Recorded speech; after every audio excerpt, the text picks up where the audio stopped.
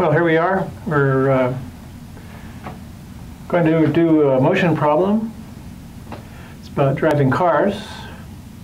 We have two drivers, Mary and me. It says, I drive 10 miles per hour faster than Mary, so I can travel 60 miles in the same time it takes her to drive 50 miles. How fast do we each drive? Going to the 3Ds. Determine what the question wants you to give it. We need two speeds, one for Mary and one for me. That's how fast we each drive. Declare our variables. We'll set x equal to Mary's speed and y equal to my speed. Now we have a diagram. Distance equals rate times time.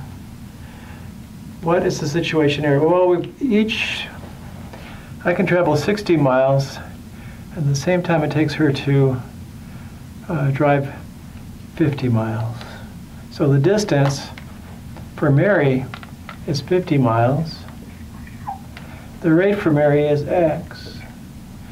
The distance for me is 60 miles, and my rate is y. And the two times are equal. So what we'll do is we'll just use this equation to solve for the time. So x times 50 over x will give you 50 for the distance, and y times 60 over y, rate times time, will give you 60 for the distance. And then we're going to get an equation by setting the two times equal. There's an equation relating x and y.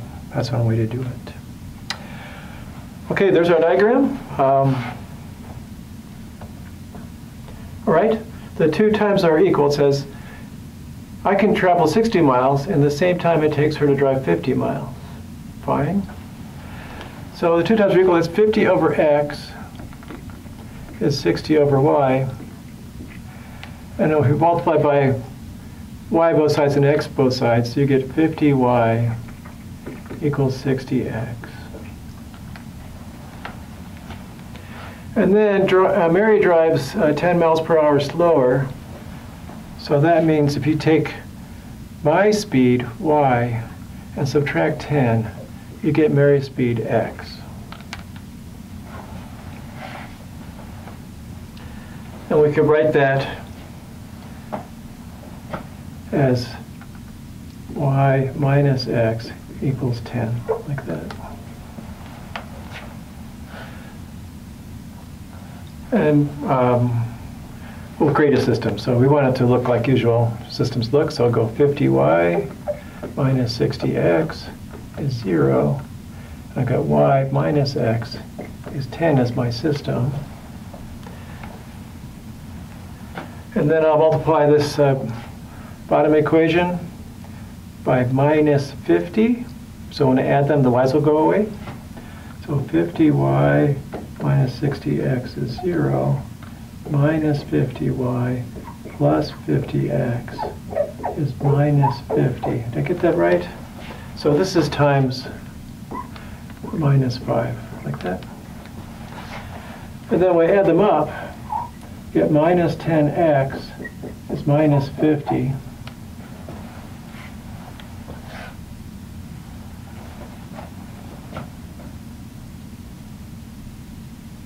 Have a problem. What is it?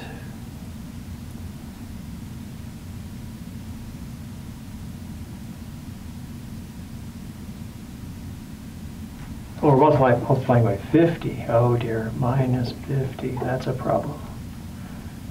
Found it though. So it's minus 50y.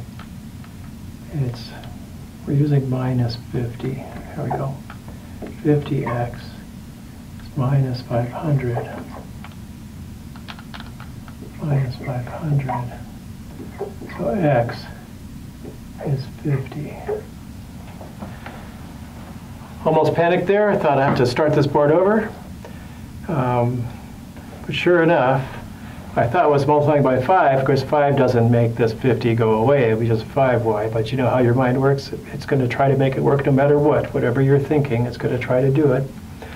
So I'm multiplying through it. Minus 50, minus 50y, plus 50x, minus 500. I got that here. Add it, you get 0. Add it, you get minus 10. Add it, you get minus 500. X is 50. Okay. If x is 50, then y minus 10 is 50, so y must be 60. So it says, Mary is 50 miles per hour, and me, I'm 60 miles per hour. Let's see if that works. Am I driving 10 miles an hour faster than Mary? I am. Can I travel 60 miles at the same time it takes her to drive 50 miles? In 1 hour, I go 60 miles, and she only goes 50 miles. Yes, it's good. We survived the problem. I have to say, there's always several ways you can approach any kind of application problem that you might have, and different things you could choose for variables. So this is just one way of doing it.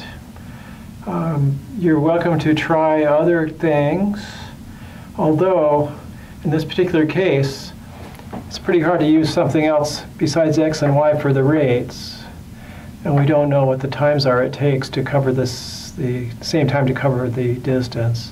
So pretty well stuck here with this space being empty or maybe being solved using the equation. If you don't do that, I think we're in a little bit of trouble. I don't see really another way to get to it, but there probably is. There's always 3 or 4 ways to skin a cat, or to solve an algebra problem, or to do an application problem. That's just my take on it, and we've got one more to go, and I'll see you with that in just a minute.